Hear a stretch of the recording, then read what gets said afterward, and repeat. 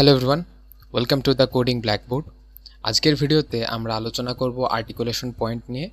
So আমরা প্রথমে জেনে নিই যে আর্টিকুলেশন পয়েন্ট আসলে কি। আর্টিকুলেশন পয়েন্ট বেসিক্যালি হচ্ছে একটি গ্রাফের সেই সকল নোড বা ভার্টিসেস, যেই ভার্টিসেস বা নোডগুলোকে যদি আমরা রিমুভ করে ফেলি তখন সেই গ্রাফটা ডিসকানেক্টেড হয়ে মাল্টিপল কম্পোনেন্টে ডিভাইড হয়ে যায়। অ্যাজ এক্সাম্পল, আমরা যদি এই গ্রাফের ক্ষেত্রে এই বি নোডটাকে যদি আমরা ডিলিট করে ফেলি তখন কিন্তু এখানে এই গ্রাফটা এ বি দেন সি এভাবে হয়ে যাবে। বি নোডটা ডিলিট করে ফেললে তখন দেখতে পাচ্ছি যে এখানে তিনটি আলাদা আলাদা কম্পোনেন্ট, এরা কিন্তু একই গ্রাফ বাট এই কম্পোনেন্টগুলো আলাদা এবং ডিসকানেক্টেড। সো এখানে আমরা বলতে পারি যে বিটা হচ্ছে এখানে একটি আর্টিকুলেশন পয়েন্ট। সো এখন আমরা একটি কোয়েশ্চেন মাথায় আসতে পারে যে আর্টিকুলেশন পয়েন্ট একটি গ্রাফে থাকাটা ভালো না খারাপ। আমরা যদি কিছু রিয়েল লাইফ এক্সাম্পলের কথা চিন্তা করি, যেমন একটা কম্পিউটার নেটওয়ার্কিং অথবা একটি রোডের নেটওয়ার্কিংয়ের কথা যদি চিন্তা করি, সো এগুলো কিন্তু গ্রাফ দ্বারা রিপ্রেজেন্ট করা যায়। সো এই সকল ক্ষেত্রে যদি কোনো আর্টিকুলেশন পয়েন্ট থাকে তখন তো আমাদের ওই পুরো নেটওয়ার্কিংটাই বিপর্যস্ত হয়ে পড়বে। তার মানে অবশ্যই আমরা চাইবো না যে কোনো একটা নেটওয়ার্কিং কোনো একটা পার্টিকুলার পয়েন্টের ড্যামেজের কারণে পুরো নেটওয়ার্কটাই আমাদের নষ্ট হয়ে যায়। আমরা তো সেটা চাইবো না। সো এজন্য আমরা বলতে পারি যে আর্টিকুলেশন পয়েন্ট থাকাটা একটি গ্রাফের জন্য খারাপ জিনিস। সো আমরা এখন দেখে নিই যে কিভাবে একটা আর্টিকুলেশন পয়েন্ট আমরা রিমুভ করতে পারি একটি গ্রাফ থেকে। সো আমরা যদি এটি সেই প্রিভিয়াস গ্রাফই, এখানে এটি। সো আমরা যদি এই বি নোডটাকে ডিলিট করি, সো আমরা তিনটি আলাদা আলাদা কম্পোনেন্ট পাই, দেখেছিলাম যে A C and D. So আমরা যদি এই আলাদা আলাদা কম্পোনেন্টগুলোর মধ্যে যদি এজ যোগ করে দিই, যেমন এ এর সাথে ডি এবং সি এর সাথে ডি, এই দুটো যদি আমরা এজ যোগ করে দেই, এখন যদি আমরা এই বিটাকে যদি আমরা রিমুভ করি তখন আমরা দেখতে পাবো যে এই গ্রাফটা কিন্তু এরকম থাকবে।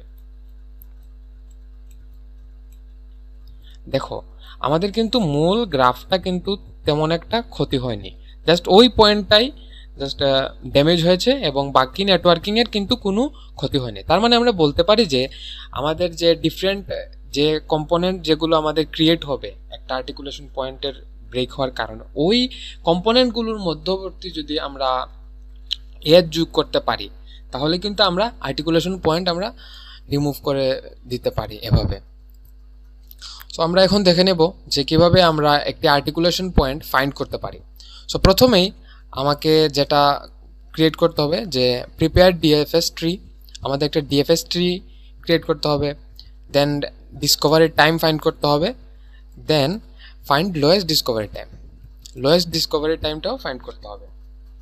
তো প্রথমে আমরা দেখে নেব যে ডিএফএস ট্রিটা আমরা কিভাবে বের করতে পারি। সো আমরা এই গ্রাফ থেকে প্রথমে এখন আমরা ডিএফএস ট্রিটা বের করব। সো ডিএফএস ট্রি বের করতে হলে অবশ্যই আমাদের ডিএফএস ট্র্যাভার্সেল সম্পর্কে জানতে হবে। তোমরা যদি ডিএফএস ট্র্যাভার্সেল সম্পর্কে জানতে চাও তাহলে আমাদের চ্যানেলে একটি ভিডিও আছে ডিএফএস এর সম্পূর্ণ ডিটেলস নিয়ে, তোমরা সেটি দেখতে পারো। সো আমরা প্রথমে যদি আমরা জিরোকে সোর্স নোড হিসেবে গণ্য করি তখন আমরা পাবো হচ্ছে জিরোকে প্রথম এক্সপ্লোর করলাম, মানে ডিসকভার করলাম। সো সেটাকে আমরা ডিসকভারি টাইম অফ 1 হিসেবে কাউন্ট করতে পারি। দেন আমরাকে জিরোকে যদি এক্সপ্লোর করি আমরা পাই হচ্ছে 3। সো 3কে কিন্তু আমরা সেকেন্ডে ডিসকভার করলাম, সো এটা ডিসকভারি টাইম দিয়ে দেবো হচ্ছে 2। দেন আমরা ডিসকভার করলাম হচ্ছে 4, দেন ডিসকভার করলাম হচ্ছে 2, 3, 4। এখন 2 কিন্তু কানেক্টেড আছে হচ্ছে 3 এবং 0 সাথে, এবং আমাদের 0কে কিছু এক্সপ্লোর করা বাকি। 0কে এক্সপ্লোর করলে আমরা এখানে পাবো হচ্ছে 1, দেন হচ্ছে পাবো 5। সো এগুলো যদি আমরা ডিসকভারি টাইম বসিয়ে দিই তাহলে পাবো হচ্ছে 4, দেন 1কে আমরা 5 অ্যান্ড 5কে 6। সো এগুলো ডিসকভারি টাইম বসানো কমপ্লিট। এখন আমরা প্রত্যেকটা নোটগুলোকে লিখব এবং ওইগুলো ডিসকভারি টাইমগুলোকে বসাবো এখানে। সো নোটগুলো হচ্ছে 0, 1, 2, দেন 3, দেন 4, দেন 5। সো এদের ডিসকভারি টাইম হচ্ছে 1 এর জন্য হচ্ছে তোমার 0 এর জন্য হচ্ছে 1, 1 এর জন্য হচ্ছে 5, 2 এর জন্য হচ্ছে 4, 3 এর জন্য হচ্ছে 2, 4 এর জন্য হচ্ছে 3, and then 5 এর জন্য হচ্ছে 6। তো এখন আমাদের বের করতে হবে লোয়েস্ট ডিসকভারি টাইম। তো লোয়েস্ট ডিসকভারি টাইমটা আমরা কিভাবে বের করি সেটা আমরা একটু বুঝে নিই। যে একটা নোডের লোয়েস্ট ডিসকভারি টাইম বেসিক্যালি বের করতে হয় যে ওই নোড বা এর চাইল্ড নোডদের যে কোনো একটা ইউজ করে আমরা এর সাথে যদি আমরা একটা প্যাকেজ ইউজ করে আমরা এর কোনো প্রিভিয়াস প্যারেন্ট নোডের লোয়েস্ট কোনো যদি আমরা ডিস্টেন্স আমরা পাই তাহলে সেটাকে আমরা লোয়েস্ট ডিস্টেন্স হিসাবে কাউন্ট করব। আমি যদি এখানে এটাকে দেখাই আরও ভালোভাবে তোমরা বুঝতে পারবে যে 0 নোডের জন্য মানে এটা তো হচ্ছে রুট নোড, এটার জন্য সেম থাকবে। সো 1 এর জন্য দেখো আমি বলেছিলাম যে প্যাকেজ ইউজ করতে হবে, প্যাকেজ ইউজ করে এর প্যারেন্ট নোডে যেতে হবে। সো 1-এ কি কোনো প্যাকেজ আছে? কোনো প্যাকেজ নেই। সো প্যাকেজ না থাকলে কি করতে হয়? না থাকলে তখন আমাদের যে ভ্যালুটা আছে সেটাকেই বসিয়ে দিতে হয়। দেন 2 এর ক্ষেত্রে দেখো 2 এর ক্ষেত্রে আমরা এখানে দুটো প্যাকেজ ইউজ করে এর যে প্রিভিয়াস যে কোনো একটা প্যারেন্টে যেতে পারি। যেমন যদি আমরা 3-তে যাই এই প্যাকেজ ইউজ করে সেখানে আমি পাবো হচ্ছে 2, এবং এই প্যাকেজ ইউজ করে যদি 1-এ যাই সেখানে ডিসকভারি টাইমটা পাবো হচ্ছে 1, কিন্তু 0-তে গেলে হচ্ছে পাবো হচ্ছে 1।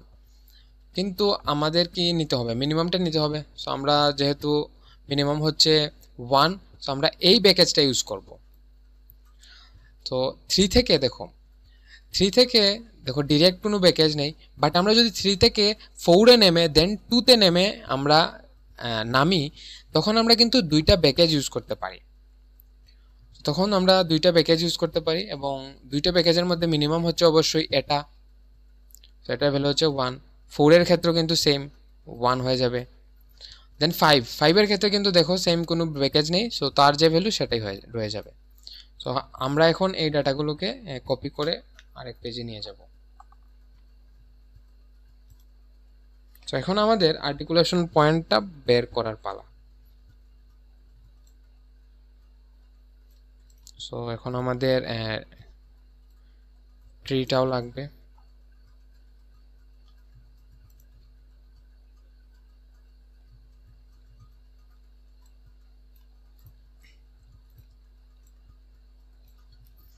সো দেখো এখানে দুইটি ফর্মুলা দেয়া আছে। প্রথমটা হচ্ছে যে ল অফ ভি যদি greater than or equal discovery time of U হয় তাহলে ইউ একটি আর্টিকুলেশন পয়েন্ট।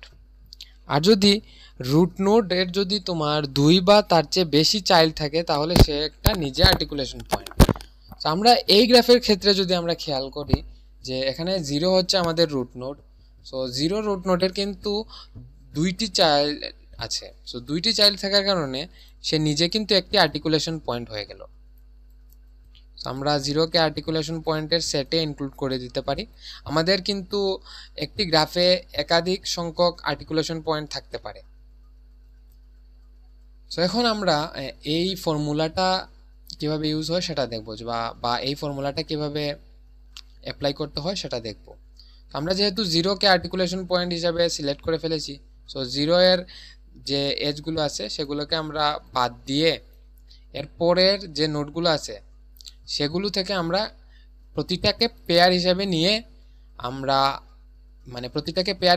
ইউভি নিয়ে আমরা এই ফর্মুলাটা অ্যাপ্লাই করব। সো আমরা যদি ইউভি হিসাবে নেই 3-4-কে, সো আমরা জানি যে ইউভি যদি 3-4-কে নেই, সো ইউ হচ্ছে তার প্যারেন্ট এবং ভি থাকে হচ্ছে তার চাইল্ড। এটাকে যদি ভি ধরি তাহলে আমাদের দেখো যে ল অফ ভি মানে ল অফ 4 এর ভ্যালু কত?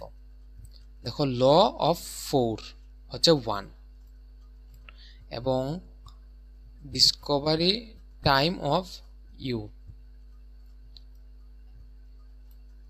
ইউ এর ভ্যালু হচ্ছে, ইউ মানে হচ্ছে এখানে 3, সো ডি অফ ইউ বা ডিসকভারি অফ 3 এর ভ্যালু হচ্ছে তোমার 2।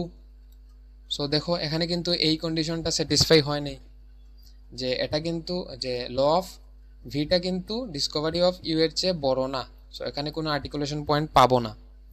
দেন আমরা আসবো হচ্ছে 3-4 গেল, দেন 4-2 তে। 4-2 তে এসে আমরা সেম আগের মতে ল অ্যাপ্লাই করতে পারি, যে ল অফ 2 এর ভ্যালু এখন কত, যে ল অফ 2 ভ্যালু হচ্ছে 1, then discovery time of 4, discovery time of 4 এর হচ্ছে 3।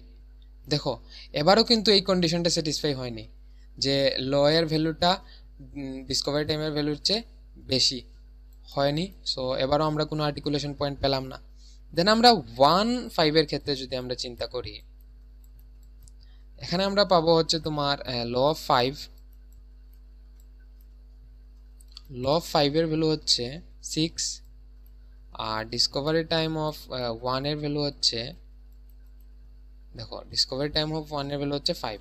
সো এই ক্ষেত্রে দেখতে পাচ্ছি যে আমাদের ল অফ ভি বা ল অফ 5 এর ভ্যালুটা ডিসকভারি অফ ইউ এর চেয়ে বড়। সো বড় হওয়ায় আমরা এখানে একটা আর্টিকুলেশন পয়েন্ট পাবো, এটা আমরা বুঝলাম। সো আর্টিকুলেশন পয়েন্টটা কোনটি হবে, ইউ না ভি? এখানে দেওয়া আছে হচ্ছে ইউ, তার মানে 1টা হবে আমাদের আরেকটি আর্টিকুলেশন পয়েন্ট। তার মানে এই গ্রাফে দেখো, এখন দেখো আর বাকি কোনো পেয়ার নেই যেগুলোকে আমরা সিলেক্ট করে নিতে পারি। সো তার মানে আমরা বলতে পারি যে এই গ্রাফে আর্টিকুলেশন পয়েন্ট হচ্ছে 2টা, একটা হচ্ছে 0 আর একটা হচ্ছে 1।